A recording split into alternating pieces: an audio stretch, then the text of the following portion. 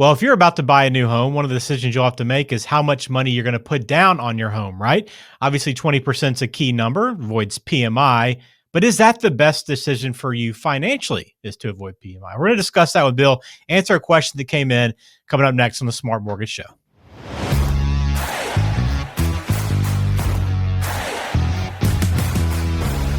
Hello, welcome in. Glad to have you on the show once again. I am Ben George with Bill Linton. He is a regional president at Cross Country Mortgage, and we're also going to talk a lot about all kinds of topics on the show. And specifically, Bill, we're going to dial in today on a question that came in.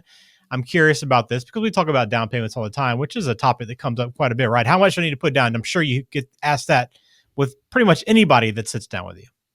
Yeah, it's a very important question, and it's way bigger than do I put 20% down and avoid PMI. So that really is, as you've indicated, right? And when you talk to your friends and family and people are buying houses, if you get into a discussion, there's always this desire to put 20% down, which is definitely not a bad thing.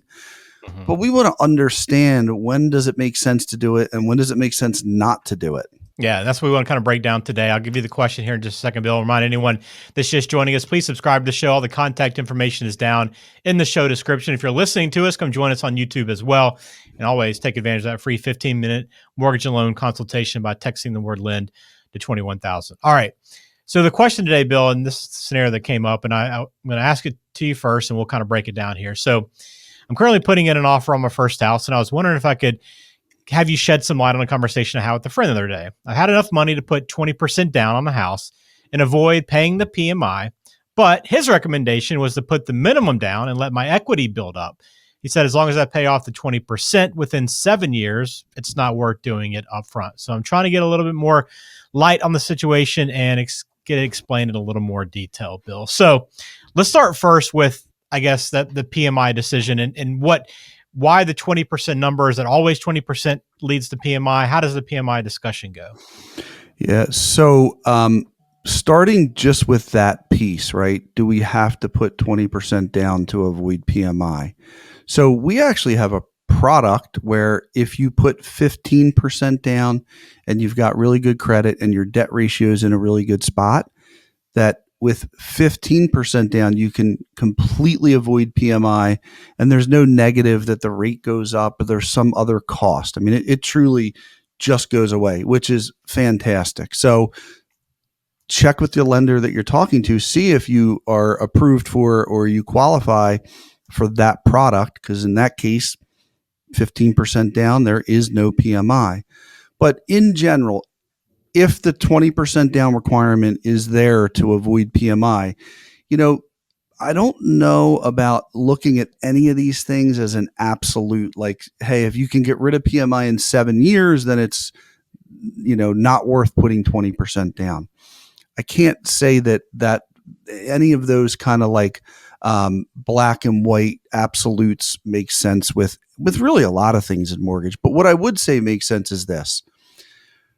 First of all, if you're trying to put 20% down and that causes you to liquidate every account you have, and now you're left with no rainy day fund, no reserves, no money to fix a hot water heater, not if it breaks, but when it breaks, right? Because this is as part of home ownership, you're responsible for repairs now.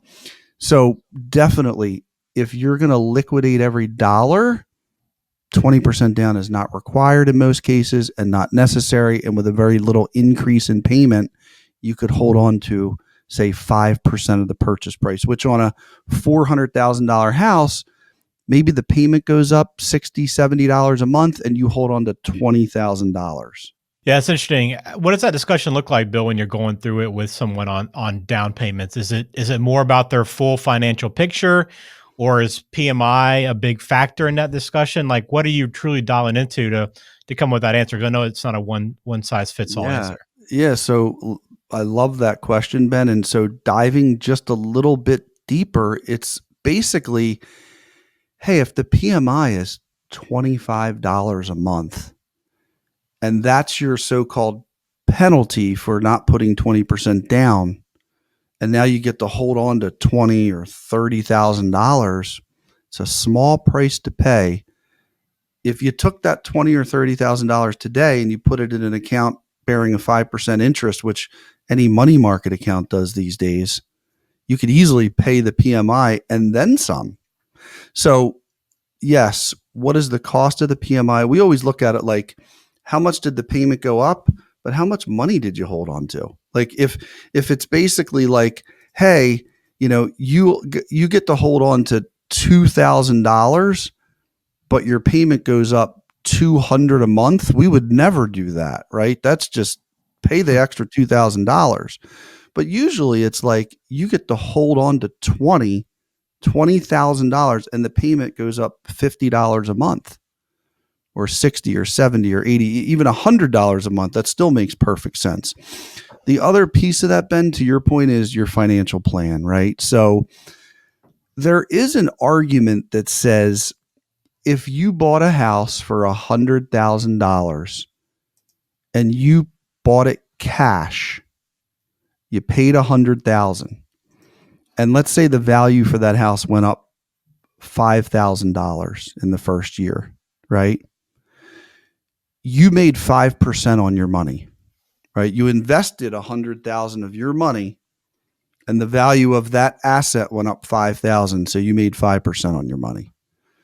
But if you put $5,000 down, and that $100,000 house now increased in value 5%, so now it's worth $105,000, you just increase your investment by 100% in 1 year. And maybe the other $95,000 that you didn't put into the house, you put elsewhere. Maybe you put it in an S&P fund and it made 10%, which is not unreasonable at all. So, great question. Like, what is the financial plan? Now, you are going to have some folks that say it's hard to do the minimum amount down in this market because it's very competitive. Certainly, those are other concerns. We address those as well. Look, as long as we're covering an appraisal gap or we have a plan and we speak about that to the listing agent, we can usually get around those issues because really your financial plan is super important. And yeah, we want to understand where's the best leverage for our money. Yeah, all some great things to think about. And I think, yeah, again, that's kind of what Cross Country does is, looks at your full financial picture and helps you kind of work through these things rather than saying, oh yeah, put the minimum down. That's going to be the best solution for anyone. It's about breaking it down line by line. Now, the other part of this question, Bill, I'm curious about is the part about the paying off the PMI, paying off the 20% within 7 years. Why does that matter? And should that be a part of the discussion when you're determining your down payment? I really don't think so, and I'm not quite sure where that specific recommendation came from. I don't know why 7 years is important in that example. Look, we look at it like if your goal, right? Let's just say when you put 5% down, it's roughly 7 or 8 years until you get to the 20% equity point. But if your house increases in value, that could come sooner. But let's just, for this example, let's just pretend it's 7 years. We're going to use that 7-year number. I think it depends on what you did with all the other money that you didn't put into the house, right? So if that money is working for you elsewhere and the offset is greater than the amount of the PMI, then you basically just got the PMI for free and then some. You're probably making a little profit on top.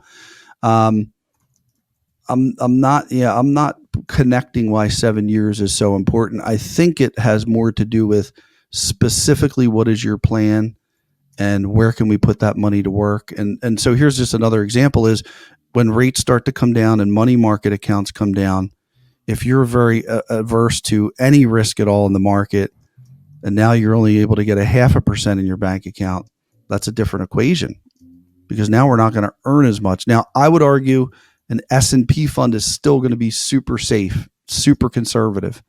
And there are really good conservative investments out there that'll return you more than 5%.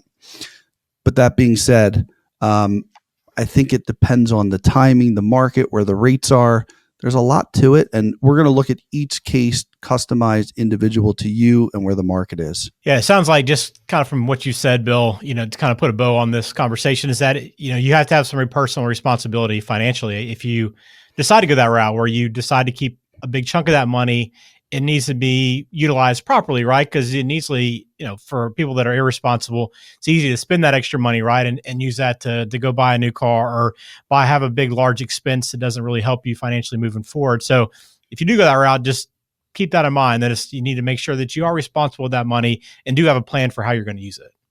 Yeah, exactly. I think you hit the nail on the head. You've got to have some financial literacy and some personal responsibility. Do your best to make the best decisions possible based on the information that you have. And I think one of the best words of advice I ever got was seek good counsel and work with people that are talking to you about these things that are really important parts of the puzzle. Awesome. Very good. Well, appreciate that question. If you do have one for us, please send it in. You go to smartmortgageshow.com. You can also call 484-352-4151. Again, Bill is regional president, Cross Country Mortgage there in Chadsford, Pennsylvania. All the contact information is in the show notes. We appreciate you watching. Please hit subscribe. We appreciate that support as well. Bill, thanks for the time. We'll talk to you soon. Thanks so much.